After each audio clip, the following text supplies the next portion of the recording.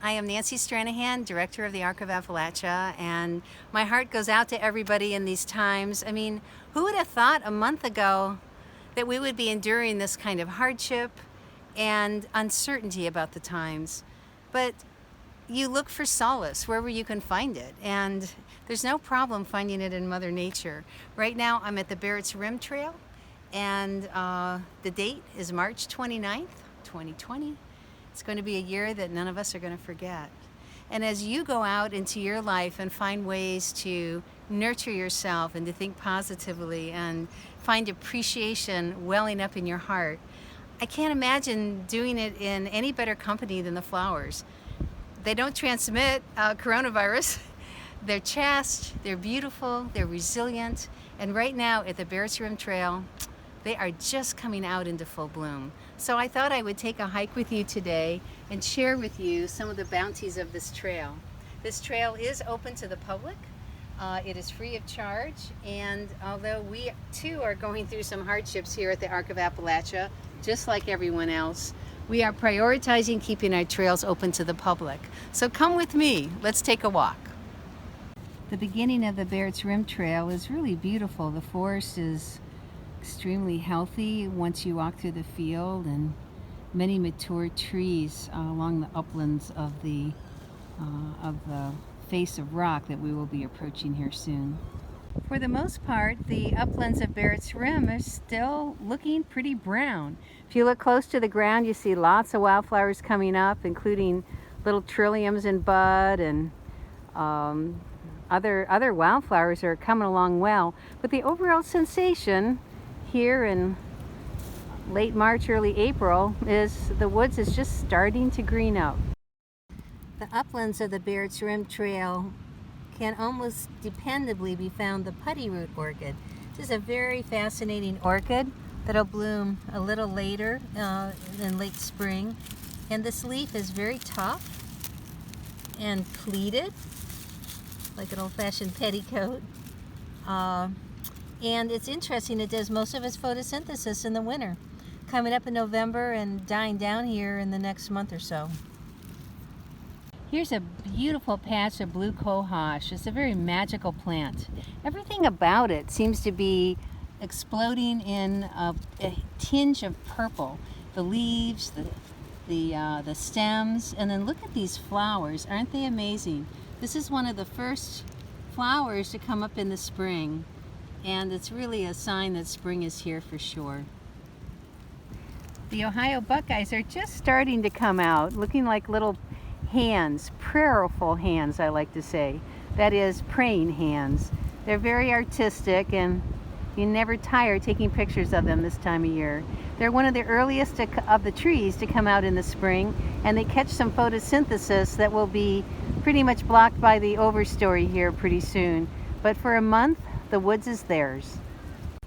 The spice bush is in full bloom today. Isn't that glorious?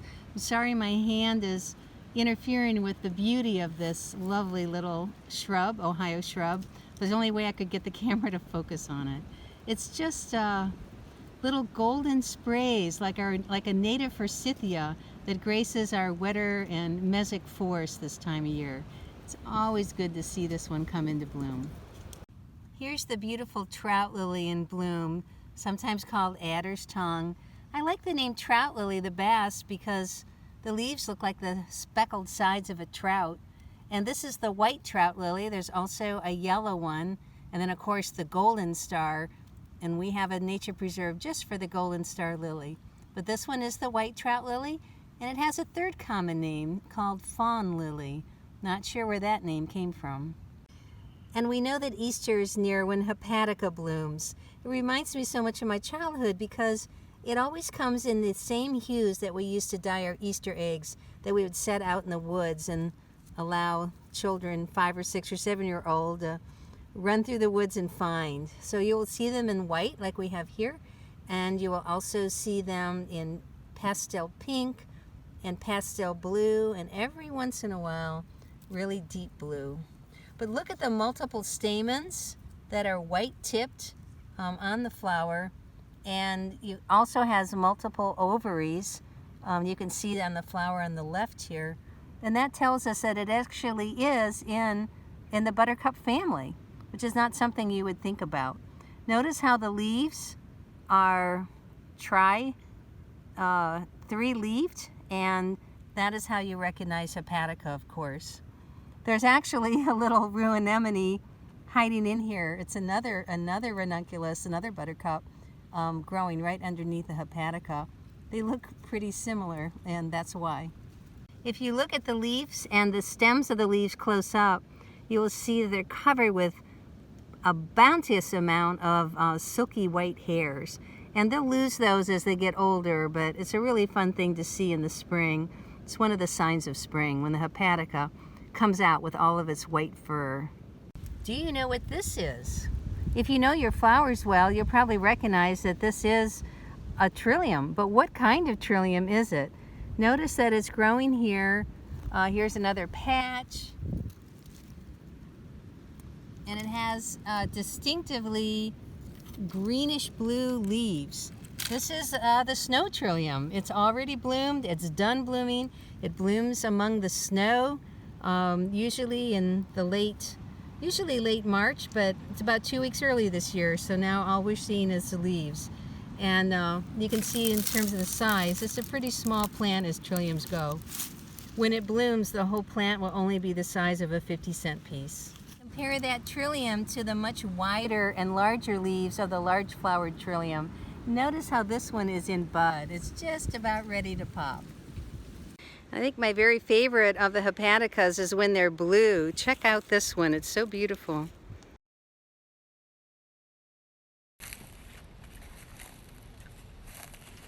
I like this time of year because you can really see the lay of the land, and you don't have to endure the cold of winter to admire the landscape. We're walking up to the Rocky Ford Creek now, which is a little hard to see with the camera. It's a lot easier on the eye. But we're walking up to about 40 to 50 foot gorge here, and the Rocky Fork is singing away in its corridor below us. Look how pretty the woods is here. You can really see the big tall oak trees, lots of red oaks and white oaks. Oh, there's some really big trees in here. Gosh, look at these beautiful twin beech trees. They're sitting right on the bluffs looking down on the Rocky Fork below. As we get closer to the gorge and the very, very tip of the bluffs, as we start to go downhill toward the Rocky Fork, everything becomes covered with moss. And this time of the year, it's the brightest green in the forest, and it's extremely beautiful. Oh, what's that? I see you. The little tiny bloodroot in bloom. We're just about ready to descend into the gorge, and you probably know, but if you're new to the Arc, you may not, that we just got these beautiful stair steps put in, and it's going to allow us to descend into the gorge rather civilized fashion. Here we go.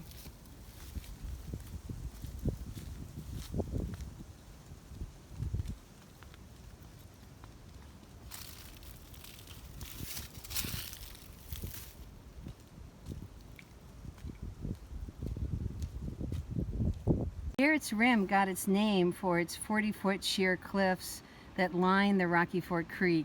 You can see the side of the cliffs right here that we've been walking along the rim of, leading down to the very pristine run of the Rocky Ford Gorge. And that was trail right, and then you can see the continuation of the Palisade off to my left. That's going to rim the entire 2-mile trail. So it's very, very scenic and a lot of geological beauty all year round. And of course in the spring we've got the floral bounty as well. We call this place the Jewel of the Gorge for good reason.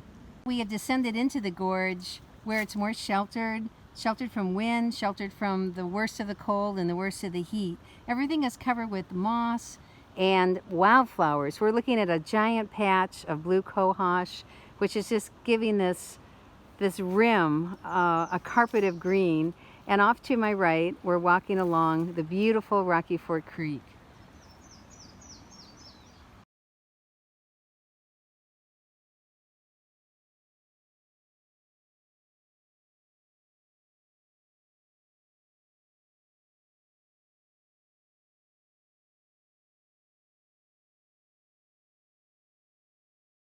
Nothing is more chaste and pure than the large flowered trillium. And these are just starting to come out. These are the first ones I've seen in bloom all year. And you can see they're in perfect condition. They're still opening. Everything is in threes. The leaves, the petals, even the stamens. What a gorgeous plant. And the Barrett's Rim Trail is covered with them. They're just starting to bloom, just starting to come out of the ground right now. In another, say, 7 to 10 days, it'll be a carpet of them, petal to petal, on some places of the gorge.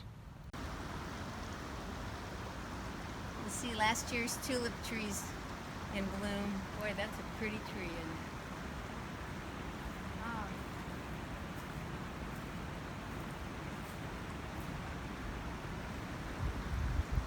Look at this buckeye. Here's a big Ohio buckeye. You can see the leaves just starting to come out. That is very comely. The thing that makes the Rocky Fork Gorge and the karst country or limestone country of the Rocky Fork Gorge so amazing is that, as we mentioned before, if there's a rock, there's moss and flowers growing on it. Look at the flowers covering this little boulder. It's only about 3 or 4 feet across, but it's just covered with flowers. And I ask you to think about any other place, any other kind of bedrock that you've ever seen that grows flowers the way this dolomite limestone bedrock does here at the Rocky Fork Gorge. It's absolutely amazing. It's not a miracle we should take for granted. And one of my favorites is in the mustard family. It's called cutleaf dentaria. It's one of the earliest of the spring wildflowers to bloom, and that's why it's in its full glory today. I'll never forget the first time I walked along this beautiful rim of rock. I was with the seller, Mr. Barrett himself, and I came across this rock. We call it Sentinel rock. And I said to Paul, I'm like, this is the most beautiful place in the world. This is definitely the jewel of the gorge. And he agreed. He said it was the hardest thing in the world to do would be to sell it, but it was time, and he was happy to pass it along to us. It was a fairly expensive piece of property, and we certainly have never regretted being able to preserve it. The side of the Sentinel rock is almost vertical, and it is covered with flowers. Look at Promises to Come. See these little tiny flowers coming up? Do you recognize them? This is called mitrewort or bishop's cap, and when it opens, those little flowers are going to look like tiny little snowflakes. So we look forward to seeing that. There's another patch of them here. It looks like in another week. I hear it's going to be cold this weekend, so maybe 10 days or so, all of these are going to be in full bloom. Still here at Sentinel Rock, here's another, speaking of promises to come. This is the columbine growing right out of the apparently dry rock, and it is going to be filled with beautiful apricot and yellow colored flowers here in about another 2 weeks. So this is something you want to come out and hike Barrett's Rim to see. It's a really good place to see columbine. And here's another one just starting to come out of the ground right below Sentinel Rock is the large flowered bellwort. It's in the lily family. The flowers never really completely open, but they're very artistic with those twisted petals. And it'll be in bloom now for at least another week and a half. Yes. This is really just the beginning of the floral show for Barrett's Rim, but it's a beautiful beginning. Chapter 1 is filled with pastels of the hepatica and probably at least 15 species of fairly common flowers. So I'd like to share with you some of them that I'm seeing on the trail right now. For March 29th, this is really an early spring. Normally you would get here about a week from now to see the hepaticas in full bloom. Usually that's around April 6th. So we're running 7 to 10 days ahead of schedule. I'm hiking with my partner Brent, and now we're walking right at the base of the cliffs, and it just looks almost otherworldly. What a beautiful rim of stone this is.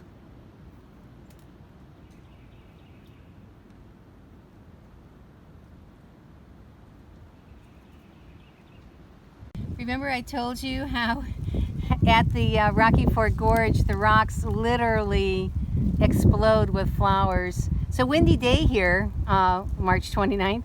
You probably will remember it if you're watching this video. Here's Dutchman's Britches just hanging on the clothesline in all of their beauty. And if I back up, you can kind of see just how green this rock is, just filled with flowers of all kinds. We approach the near end of the trail. A beautiful rivulet has carved its way through the rim of rock that borders the Rocky Ford Creek, and it is absolutely filled with wildflowers. It is so thick with shooting stars and trilliums that it is really a wonder to behold. Here you can see the forest floor is just covered with the trilliums and these rosette stars, or the shooting stars. They will be blooming a little bit later in the year, maybe about 2 weeks from today.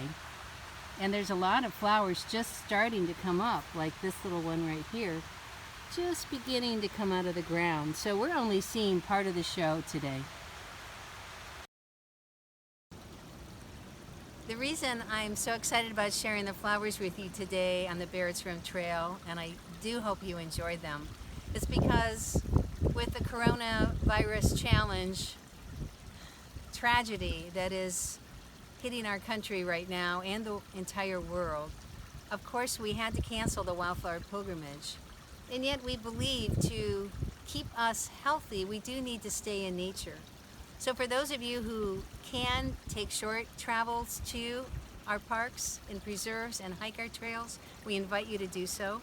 We are working really hard to keep them open, and we are prioritizing that among all of our tasks, as we want people to remain in nature. We think what's good for your heart and soul is good for your immunity system. And because the Wildflower Pilgrimage is now deferred to 2021, and we hope that you'd still register for it, we're transferring those who have reserved to 2021 if they are willing. We want to take you on virtual pilgrimages with our staff. Our staff are caring for the Arc Preserves. We have over 7,000 acres of this beautiful lands. And what a great excuse for us to take the time to share them with you on our virtual guided hikes. So I hope you enjoyed this one of Barrett's Rim on March 29th, 2020. And come out and enjoy them for yourselves if you can. And if you are unable to, then I hope you enjoyed the virtual experience. I send you my fondest regards. I hope that everyone stays healthy and well. And please write. Look for us on Facebook, comment on our pictures. If you haven't subscribed to MailChimp, please do so. And watch for us post-coronavirus, because we'll be inviting you back to our special events once again. Thank you for coming.